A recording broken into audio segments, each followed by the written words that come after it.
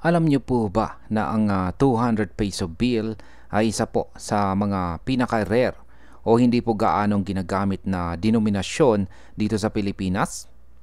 Yan, 200 peso na perang papel po yan. Sa kabila ng kakaibang kulay at disenyo nito, marami po ang hindi alam ang kasaysayan at kahalagahan ng pera na ito. Kaya sa video na ito ay pag-uusapan po natin ang kasaysayan, disenyo at mga pagbabago ng 200 peso banknote or perang papel mula noong una itong naimprinta hanggang sa huling New Generation Series nitong taong 2021. Ano nga ba ang disenyo ng 200 pesos 200 peso na banknote or perang papel ngayon? Yan, ito po yung kanyang overside. Ayan. Dito po sa kanyang overside or harap ng 200 peso banknote na ito ay tampok po ang portrait ni President Diosdado P. Macapagal, ang ika-siyam na presidente ng Pilipinas. Makikita rin dito ang kanyang anak na si Gloria Macapagal Arroyo sa kanyang pag-oath bilang ika-14 na presidente sa EDSA People Power II sa harap po ng Declaration of Philippine Independence at ng opening of the Malolos Congress. Yan, dito naman po tayo sa reverse side or yung likuran. Yan naman yung nakikita natin na disenyo rito. Ayan, tampok po rito ang Chocolate Hills sa Bohol. Ang maliit ngunit kakaibang hayop na Philippine tarsier at ang tradisyonal na Visayas weave design. Ang kulay po ng note ay predominant na green na nagbibigay po ng malinaw at modernong itsura.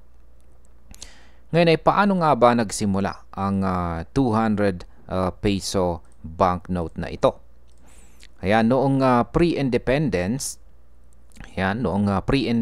pa lamang taong 1852, ang El Banco Espanyol Filipino de Isabel II, pangalawa na kilala ngayon bilang Bank of the Philippine Islands or BPI, ay nag-issue po ng 200 pesos fuertes.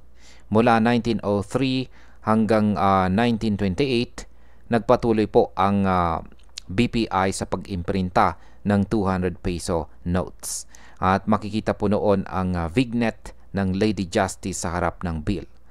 Pagdating po ng independence, ang 200 peso note or banknote ay muling na-introduce noong June 12, 2002 bilang bahagi po ng New Design Series. Dito unang lumabas po ang portrait ni Macapagal at makikita rin dito ang Aguinaldo Shrine sa lower right corner ng obverse. Ngayon ay ano po ang mga pagbabago? Yan, ano po yung mga pagbabago sa paglipas ng panahon?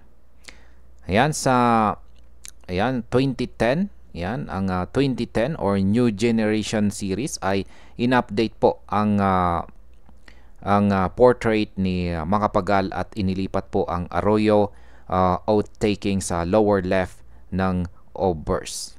Ayan, check po natin. Ayan. Idinagdag din ang Barasowen Church at sa reverse ay inilagay po ang Chocolate Hills at ang Philippine tarsier. Yan, yung Chocolate Hills at saka yung Philippine tarsier. Yan.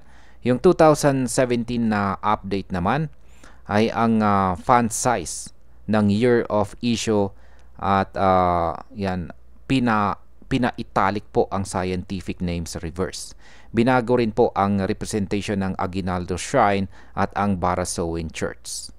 Yan, sa 2020, enhanced version po ng 200 peso note, nagdagdag po sila ng color changing indigenous patterns sa security threads at meron itong tactile marks para sa mga visually impaired at mga elderly. Yan, o mga matatanda. Ang 2021 naman ay itinigil po ng BSP ang production ng 200 peso banknote dahil po sa mababang paggamit nito or hindi po gaanong ginagamit kasi. Kaya, ayan, tinigil. At hindi rin ito isinama sa bagong NGC banknotes ni President Bongbong Marcos. Ngayon ay bakit po ba kakaunti ang gumagamit ng 200 peso na banknote. Sa kabila po ng makulay at saka detalyadong disenyo nito, mababa po ang circulation ng 200 peso bill. Mas karaniwan ang mga denominations tulad po ng 20 pesos, 50 pesos, 100 pesos at saka 500 pesos sa pang-araw-araw na transaction. Dahil dito naging limitado po ang produksyon at halos collectible item na rin ang 200 peso note. Ayan, sa aking opinyon, ang 200 peso banknote or perang papel ay isa pong natatanging bahagi ng ating kasaysayan at kultura. Hindi lang ito pera, kundi simbolo ng mga makasaysayang pangyayari tulad po ng EDSA People Power at saka Malolos Congress. Bagamat hindi po ito karaniwang ginagamit, mahalaga itong alalahanin bilang bahagi ng ating pambansang pamana. Sana sa hinaharap, maipagpatuloy po ng BSP ang paggawa ng limited series banknotes na may kasaysayan at educational na halaga. At ayan po ang detalyadong kwento ng Philippine 200 peso banknote mula po sa kasaysayan, disenyo hanggang sa dahilan kung bakit ito ay kakaunti lamang sa sirkulasyon. Tandaan natin, bawat pera ay may kwento at sa pamamagitan po ng pag-alam nito, mas nauunawaan po natin ang ating kasaysayan at kultura. Marami pong salamat sa panunood.